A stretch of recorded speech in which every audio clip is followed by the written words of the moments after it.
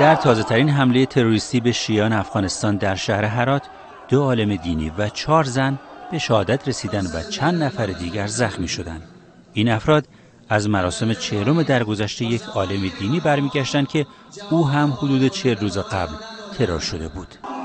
افراد مسلح قربانیان را که سوار بر یک سه‌چرخ بودند به رگبار بستند.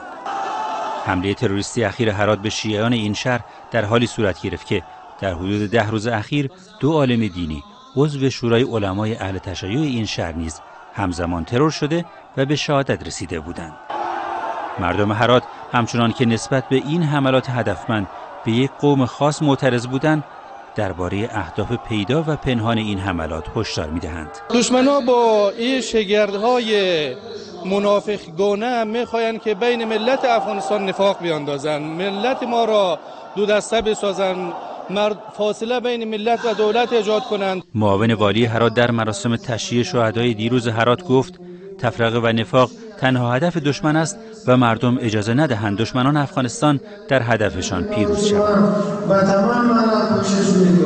وزارت کشور افغانستان حادثه تروریستی اخیر هرات را جنایت نابخشودنی اعلام کرد و گفت این رویداد جنایتکارانه را با جدیت بررسی خواهد کرد.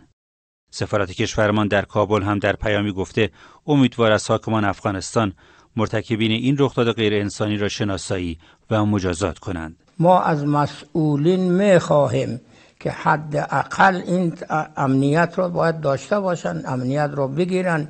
این چه جوره که این قتل‌های هدفمند برای یک طایفه، برای یک عده اینجوری می شود. مسجد، مدرسه، مینیبوس‌های داخل شهری و حتی باشگاه ورزشی از مکان‌هایی بوده است که در حدود 2 ماه اخیر در مناطق هزاره و شیعه نشین افغانستان از جمله کابل هدف حمله تروریستی قرار گرفته است. در همه این سالها گروه‌های تروریستی و مسلح در افغانستان از غیر نظامیان برای ایجاد رعب و وحشت و جهت رسیدن به اهدافشان استفاده کردند و آنها را مورد هدف قرار دادند.